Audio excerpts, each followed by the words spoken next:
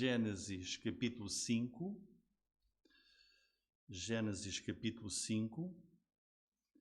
É o primeiro livro da Bíblia, não é difícil.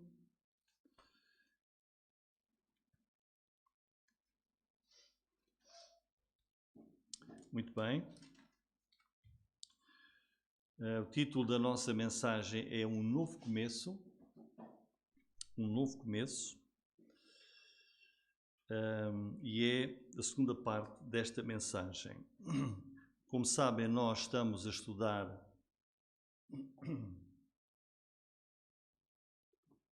Gênesis na escola dominical e 2 capítulos não foram estudados, nós estamos aqui a vê-los com mais pormenor. Capítulo 10 já ouvimos, que registra a origem das nações, e o capítulo 5 é o que estamos agora. Nós vimos que este livro de Gênesis é muito importante, porque é o livro que nos revela o princípio e o início de todas as coisas da vida.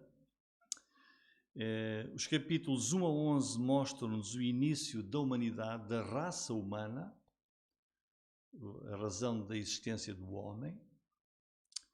E depois, os capítulos seguintes, 12 até 50, ensinam-nos o início da raça hebraica, do povo hebreu, como uma nação única que Deus criou, que é a nação de Israel, que Deus criou especificamente com um objetivo de ser através dessa nação que Deus cumpre a promessa que Ele fez logo no dia da queda, da entrada do pecado no mundo. É importante nós vermos o seguinte: a verdadeira história encontra-se aqui. Os primeiros 11 capítulos da Bíblia mostram-nos a verdadeira história. Não se ensina, esta história não se ensina lá fora, nas escolas. Mas Deus está-nos aqui a dizer o início de tudo, da vida, do universo, todas as coisas, está aqui nos primeiros 11 capítulos do livro de Gênesis. E fazemos muito bem em prestar toda a atenção. Ora, um versículo muito importante é Gênesis capítulo 3, versículo 15, que é uma promessa de Deus quando o pecado entrou no mundo, que diz, Deus a falar à serpente: porém inimizade entre ti e a mulher, entre a tua semente e a sua semente, esta te ferirá a cabeça, tu lhe ferirás o calcanhar. Ora, Deus está aqui a prometer trazer ao mundo o Salvador, o Redentor da humanidade, e ele virá para, como diz aqui, esmagar a cabeça de Satanás, que é o maior adversário de Deus e o maior inimigo. Não é o maior inimigo dos crentes. Satanás é o maior inimigo da humanidade inteira. E a linhagem desse Redentor aqui prometido começa a ser revelada aqui logo em Gênesis, e o capítulo 5 tem esse objetivo. É muito importante o seguinte: se nós não conhecermos Gênesis 3,15, não iremos compreender devidamente toda a revelação bíblica. A razão da revelação posterior nas Escrituras é para Deus cumprir o propósito da salvação do mundo. E Ele faz isso criando uma nação, Israel, e dessa nação trazer o Messias, que é o seu Filho Jesus Cristo. E por isso nós temos aqui no capítulo 5 este título, Um Novo Começo. E é precisamente isso. Deus, depois da queda e da devastação que nós vemos logo a seguir no capítulo 4, com o primeiro assassinato e o mundo a se mostrar adversário de Deus, vemos aqui o capítulo 5, um novo começo, porque Deus quer que nós não olhemos mais para Caim e a sua descendência, mas para a descendência que Deus preparou para este novo começo que é através de Sete. E Deus vai nos apresentar aqui, no capítulo 10, no capítulo 5, 10 patriarcas que viveram antes do dilúvio universal, para nos mostrar que é da descendência destes 10 patriarcas que virá Jesus. E este capítulo 5 mostra-nos o amor de Deus. Como Deus nos mostra o seu amor de preparar uma linha de descendência até Jesus. O versículo 1 até 5 mostra-nos o primeiro patriarca e diz: este é o livro das gerações de Adão, o primeiro patriarca.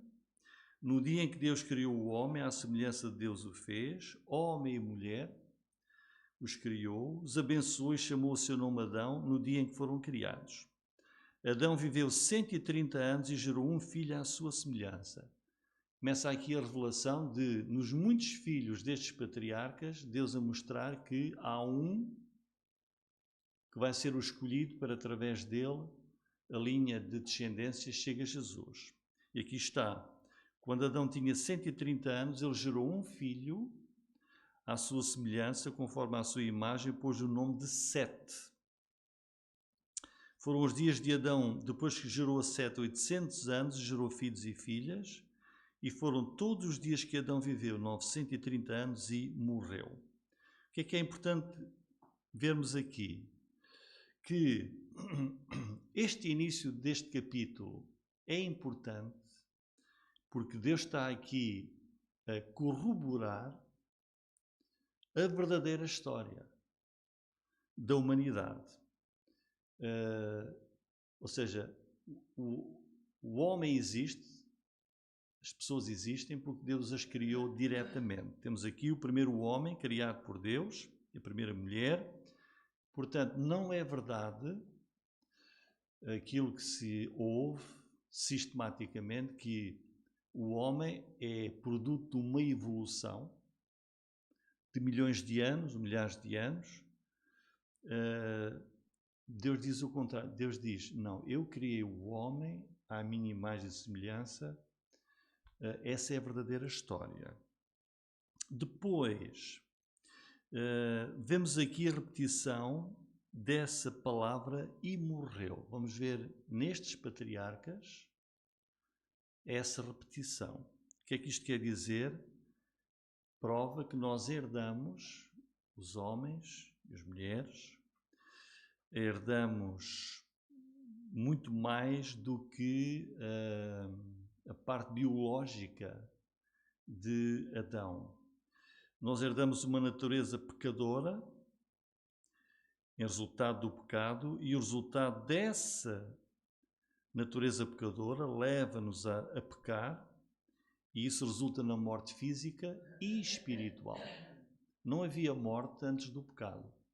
Lemos lá que Deus criou tudo muito bom, não havia morte. A morte só aparece depois do pecado.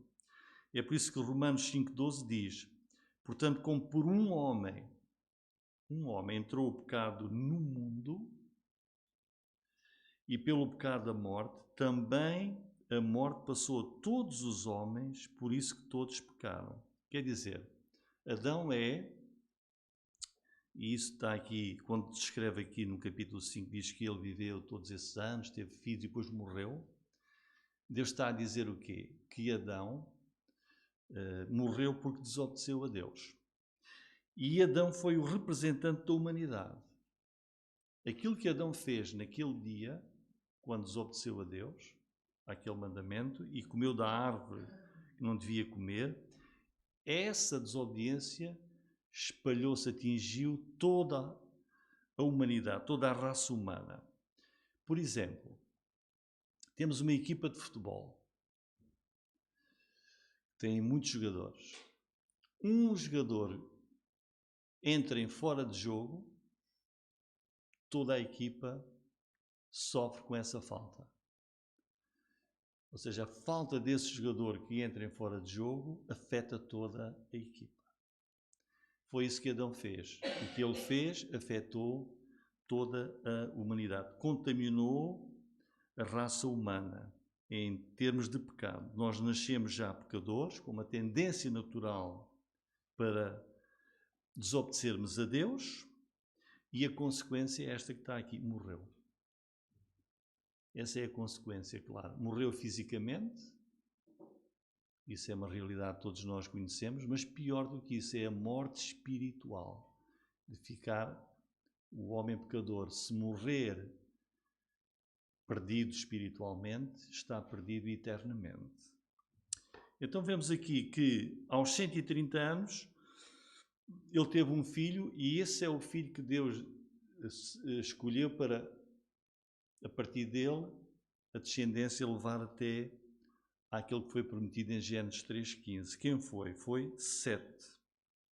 Diz aqui, versículo 3, pôs-lhe o nome de Sete. Sete quer dizer substituto, e é o filho que Deus deu a Adão e Eva para substituir Abel, que foi assassinado pelo seu irmão Caim.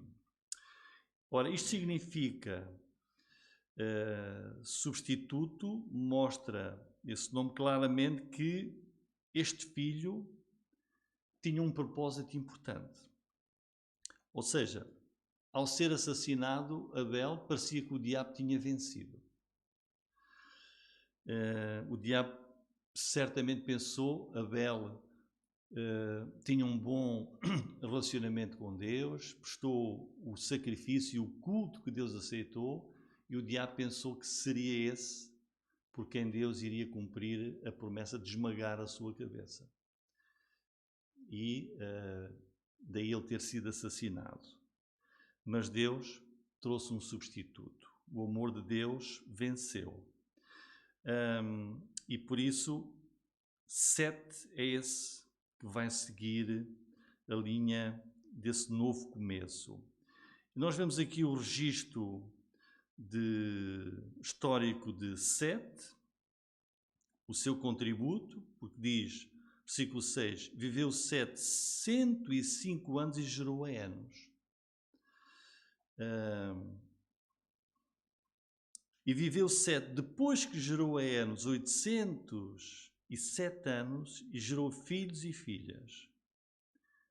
A Bíblia a assinalar aqui, vejam, não registra praticamente nada mais, a não ser que a reprodução, aquele mandamento de Deus de encher, de se multiplicar e encherem a terra, 800 e tal anos, ter filhos e filhas.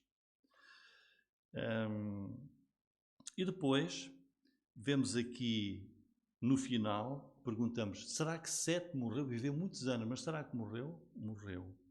Diz aqui, versículo 8, e todos os dias de Sete foram 912 anos e morreu.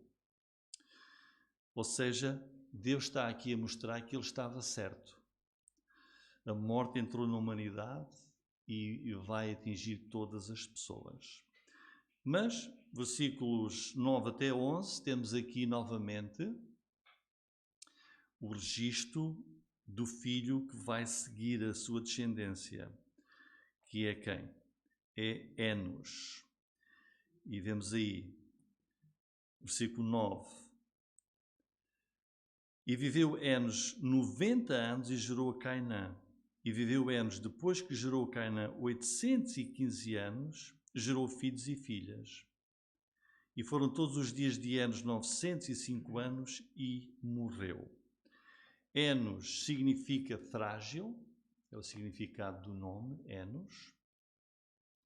Continuamos aqui a ver que, apesar de viverem muitos anos, a vida chega ao fim, todos morrem, e isso leva-nos a que nós não podemos esquecer que um dia podemos viver muitos ou poucos anos, também morreremos, se Cristo não vier antes.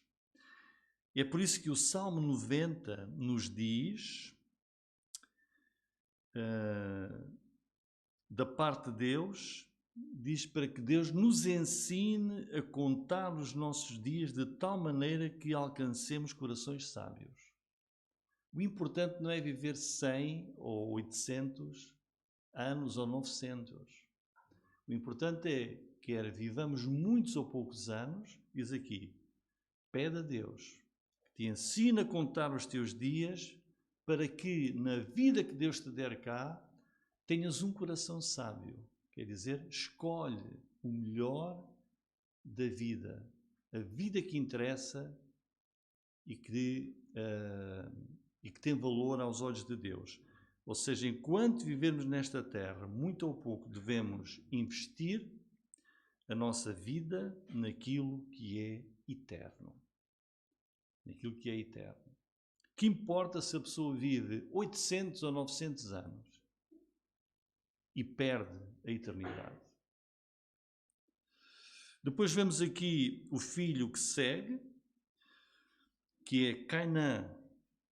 Cainã, versículo 12.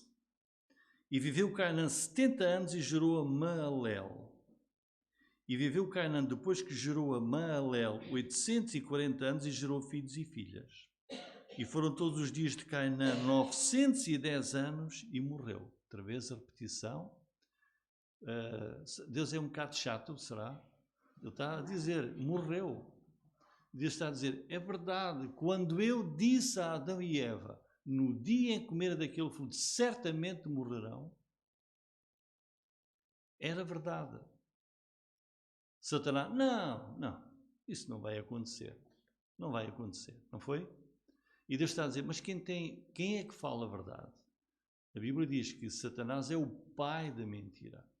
É o pai da mentira. Deus estava certo. E Deus está aqui a dizer, eles viveram 100, 200, 500, pensaram, eu não vou morrer. Mas morreram. Depois temos aqui Maalel, versículos 15 até 17, que diz, e viveu Maalel, que é o filho que segue a descendência para Cristo, depois que viveu Maalel 65 anos e gerou a Jered. E viveu Maalel, depois que gerou a Jered, 830 anos, gerou filhos e filhas. E foram todos os dias de Maalel 895 anos e morreu. Continua a mesma repetição, parece assim uma monotonia, não é? Uma monotonia. Deus aqui mostrar-nos também, quando vai chegar à altura do dilúvio, muitos bilhões de pessoas vão estar já a viver na face da Terra. Mas temos aqui um nome com um significado interessante. Quer dizer, louvai a Deus. É o nome deste filho. Maalel quer dizer louvai a Deus. O que é que nós vemos aqui de interessante nesta genealogia? Que os nomes têm um significado. E, sobretudo, nomes que apontam para Deus e apontam para o caráter de Deus e a natureza de Deus também. Características divinas. Isto vai-nos lembrar Daniel e os seus 3 amigos.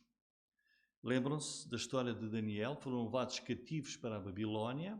O nome dos seus amigos era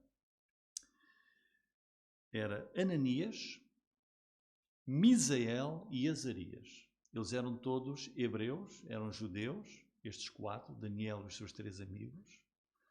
E estes eram os seus nomes, que também refletiam, os nomes deles, Ananias, Misael, Azarias, refletiam também atributos divinos. Mas quando foram levados cativos para a Babilónia, na invasão pelo rei Nabucodonosor, em que Judá esteve 70 anos em cativeiro lá, o rei Nabucodonosor quis mostrar quem é que mandava ali.